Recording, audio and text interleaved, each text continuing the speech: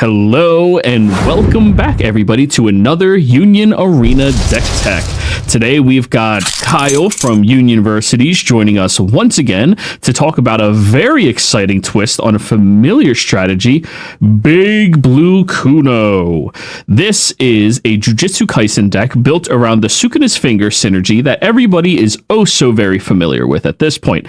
But instead of relying just on the 4/1 Sukuna to be able to win with a couple of shrines, we are relying on getting up to the big 7-drop Sukuna that is a 5k powerhouse that can really mess up the entire board. If you like leveraging small little bits of advantage, drawing tons of cards, and playing massive 7-drops in order to ruin your opponent's ability to attack into you properly, this is going to be a brilliant deck for you. So, let's get started with the basics. How would you describe the identity of Big Blue Kuno? Big Blue Kuna is a little bit slower, in my opinion, even in just searching out fingers and stuff like that.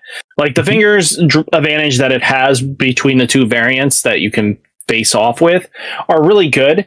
But the big issue I run into is that, like, digging ridiculous amounts, sometimes if you're not 5-headed strong, you're going to run into the issue of what cards are at the bottom of my deck, especially after a long day of work. You really don't have the mental capacity sometimes to just memorize all your cards in a stack. So I went with a little bit of a different take on it that kind of just focused more on drawing cards and everything like that. But with Sukuna, you're really just taking advantage of the power that it can give relating to just a 4 of card. Eventually, this might become 8 card value because you never know when they're going to print another finger, you know, because he's got 10 of those. So yeah, yeah, there is a whole 10 fingies on 2 hands. So, which card do you think is the card in this deck that really stands out compared to the previous iteration of Sukuna? So there's 2. One is your boy here is the one color trigger now. We're now off that stupid 2 action point color trigger. Yep. And this one at least will generate you 2 energy at a 3 cost, which means now you have basically 2 of these boys at any given time. And that means you're gaining some momentum that way. And he is a 35k, which makes him a little bit more favorable in block departments. But with the new big boy himself, he's got some very useful ability depending on the number of fingers you have. You have 3 fingers in your sideline, choose 2 instead. If you have 4 fingers in the sideline, you get to do all instead. But, you know, choose all abilities depending on the number of fingers. You get 1 to start off, 3 lets you get 2, and then 4 gets you all 3 abilities. 1 to draw your card, and then your opponent places 1 card from their hand into the sideline. Being able to trash a little bit is a fun little quirky thing. You won't really do that one very often, to be straight honest with you, unless you really are digging for something. But all characters with 25 more BP on your opponent's front line lose 20,000 BP until the end of their next turn, which is huge, actually. Being able to now distinctly get 5Ks down to 25s, 30Ks, means you're going through their whole blockade very comfortably. That is the one you're going to probably choose more often than not, like early game and going on, just because even with like the new Kento, your goal is to kind of just keep that they make unfavorable trades. Because again, a 5k to your rest of your 4ks they're just gonna let that go through and just laugh at you because you let it go through. So you make it so that when they are trying to swing in the following turn, also you have more value because, you know, end of is just basically you got to keep your stuff on board and you got the damage through because they're losing trades. And then there are the final one. Choose up to 1 character with 35,000 BP or less on your opponent's front line and sideline it. This one is just in case you need to get that last little bit of damage you need in, and you know that you can just Sukuna kill something. More often than not, you're going to try to clear the whole board and make it so they don't have favorable blocks. Yes, yeah. That card has surprised me with how good that one mode really is. A lot of the times these nullify impactors seem to be smaller than 4K, and well, that just blows them up immediately. Yep. So let's walk through the curve of this deck, but looking down towards the low end, the beginning of the deck. Can we go over what each of these cards play a role in? Because you're playing a lot of cards that have not been seen in Sukuna previously. And this is a completely different deck than the Sukuna Fingers that everybody has grown to admire in NA. Do you mean despise? But let's go over it. I am, yeah. Our Nubara is just basically draw a trash card. We already know this. Her goal is either draw you a new card and then you're pitching a finger from it. Yes. Yuji Itadori is just your starter 0 that'll become any of your big boys later on that you don't really give a flying butt about, because usually he's just going to be in there being a spin the wheel for your finger to draw a card and just basically do something for free. Now we do have Ichi, whatever the heck his name is. This thing is a little bit new to the deck. Normally you wouldn't be playing this. You'll usually play Inu or somebody that's just a little bit more beneficial for your zeros. But because we have to get to this magic number of 7, we need to at least have some way of generating energy. So it leads into a different combo style. You could play the bounce girl, but I really don't like setting ourselves back in any capacity. I always despise bouncing a card back to your hand unless you are going to get full dedicated value. Good early game, but then once it gets late game, it's discard fodder, and I really don't value cards like that. I don't value cards just to become instant after, turn 4, this card is immediately discard fodder, right? I don't value that, at all. So this card at least will be able to late game turn sideways, generate a second energy, which could mean you cheat out, you Sukuna big 7 one turn earlier, or even just going, let's just say, this Sukuna Yuji into that afterwards. It just all adds up and can lead to being some great plays. We get 1-drop Kento Namami. You could play the 1-cost. She's just a straight up draw trigger. Is her main goal in the deck. She's 2,500. 2,500. So she'll soak up some damage, but at the end of the day, it's up to you. I like stack triggers just a little bit, just because later game you can just kind of soak up some damage that way. But outside of that, we are playing 1 Gojo. Gojo has been in the list as 1 to 2 ofs. Gojo's strictly in here just to generate energy, but because we do have Toji, what is his name? The Kenny, Kenpachi? Toshi deck. You don't want to be overcommitting to Gojos in this format. So, because this could ruin your day once it goes sideways. So, but we also don't really need it. So again, I'm trying to keep the color triggers low, non-triggers low as always, because that's the name of the game. Is unless your deck just ridiculously draws through and cycles constantly, there's no reason for you not to be playing a low non-trigger count, because again, every trigger should matter and your opponent should be afraid when they hit at you.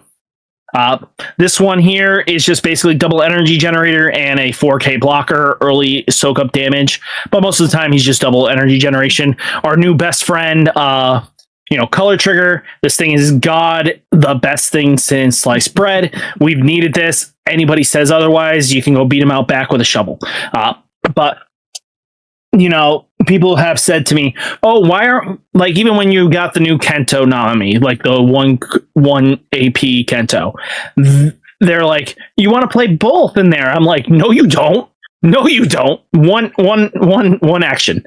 We have too much expensive cards. We don't want to be expending cards for a turn because we want to be resource managed better than our opponents. 2 action point. Anything better be game warping enough for us to do it, or else it is not worth it. You better play 2 characters or play something for free. I'm just saying. We're tried and true Sukuna here. Great early aggressive game, can be late game boy, especially once you get two fingers in there, you're just really making your opponent have to be on a clock. But he's also helping you dig. There's a reason why I'm not playing the other UG that's going to dig cards, because again, as I said earlier, I don't like digging cards because either you're going to bottom deck like your removal spells, anything like that. I'd rather shape my hand than not. I think draw is more important in the game than there is not. But other people digress. This is a brand new card, this UG 5 cost one, because you guys seen these ones.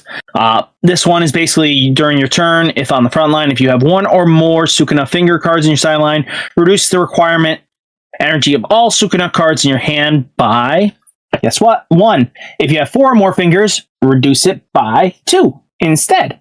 So that's going to help you out. And then he's just, when played, draw a card, place 1 card from your hand into sideline. So all great cards. We've already seen this one. He's just going to dig you for fingies, and he just locks things down. Being able to lock a card down for a turn definitely helps out. And then you have Yuji Itadori being Yuji Itadori to bounce. But also, again, don't be afraid to just go slam down. Hey, he's going to block next turn. Again, he's great to soak up some damage. And then we got the Shrine being Shrine to do Shrine things. Again, this thing becoming Impact 2 and having Snipe is just stupid. So why not? I mean, yeah, I can't really argue with that at all. So looking over this, it does on the surface appear to be fairly similar to the other Sukuna deck. However, the play style seems completely different. What does the early game setup look like to you? Ideally, what does your turn 1, 2, 3 curve look like so that you can get into the solid swing of being able to destroy your opponent's front line? As I said earlier on, your turn 1's usually just Nubara or Yuji, and then fingers. Your mulligan should be always, depending on your opener, if you have a Yuji Itadori and 2 fingers in it, you are keeping that hand regardless of what you want to do. You're gonna dig deeper enough, so just do that, dig a little bit deeper, and just have a good time on that. This is just great. So what you would like to do is either go get 1-0, one of these two, just to set up, because you're going to be on a lower curve axis anyway. And then these guys kind of just fill in to get to your 3 cost. Again, you're still like, your early game is still like the old Sukuna ideology, until you start kind of getting to your 5 and your 7s. Again, take your time. It's not a race with this deck, because you can wall up a little bit better than just digging for fingers the whole time, because again, you're still going to have to spend resources to get those fingers live. So in my opinion, just being able to follow the normal flow of the game, and then once you get to these guys being able to double energy generate, you're just going to be in a good spot. Alrighty. So after you stabilize the front, after you've stabilized your energy line on the back, can you walk over what a good sequencing turn looks like for you, where you really start turning the tide on your opponent, really start pushing for that extra damage that they can't really keep up with without insane triggers? So depending on their board state and everything like that, and depending on your finger count, is really how you're going to really decide how you're going about it. No fingers, and you have this Sukuna, you're going to spend your resources to kind of just try to get to your fingers, right? Your first couple your deciding factors will lead into that. Like this one and this one will decide that. If you can be just stupid disrespectful to your opponent, and you have enough UGs online in the back and a couple domains, you could just easily go like, oh, they only have 1 guy out front, let's just make sure they have none.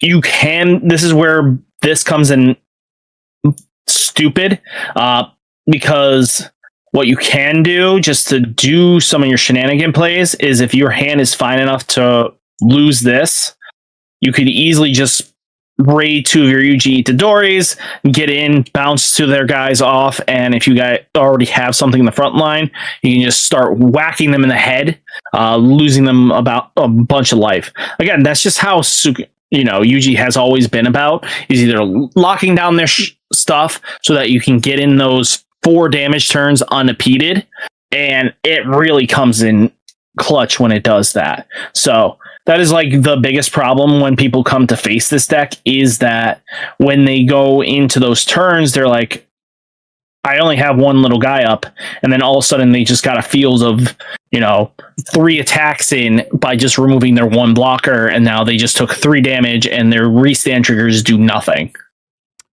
Yeah. Being able to completely remove and annihilate your opponent's front line is something that we haven't seen a lot of decks being capable of doing fairly consistently, let alone on a single raider that happens in the game.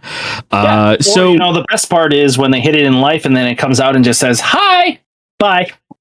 So what kinds of decks do you think Big Blue Kuno feels good into right now? What decks in our meta can we really start pushing into and start taking advantage of? I think this version alone can kind of play ball with almost every deck. Because, again, you still have your low ends here still playing ball, which, again, is completely fine and acceptable depending on the build you want to go. If you want to go full fingers, that's completely different in the mindset, where you're going to be playing, if you can get the fingers live as soon as possible and know where every card is, you can easily make trades that you weren't expecting to, and your opponent's not going to know that. So, but a lot of the deck can just be that kind of into your face for a lot of decks. Like, I don't think it has that extremely bad matchup yet. Full Metal Alchemist could just blow this deck out of the water. Or, you could still be facing the issue of One Punch Man still being that aggressive 10k bully that you just hate. Yeah, One Punch Man might be a little difficult for you. So, Do you think that there's any outlying decks in the meta that this deck will prey upon with ease? Anything that you roll up to thinking that you're going to be in a decent matchup. If you're a tier 3 deck, don't expect you getting any value off of this deck. I'm looking at you that just, the Hashira deck, stuff like that it just want to slam bodies down. Yeah, that's cute. This deck doesn't care. Just bounce it off the board and we're just going to punish you now. Alrighty. But, like purple decks, because you do have the Yuji, you can bounce stuff up. But it's really just one of those matchups. Comes down to just pilot skill. Like, knowing the matchup itself, knowing what their key lines are and stuff like that is just going to help you benefit from Sukuna plays. Now, do you think that there's any special tech cards that you could possibly play in this deck, depending on your local meta that somebody might be interested in bringing in?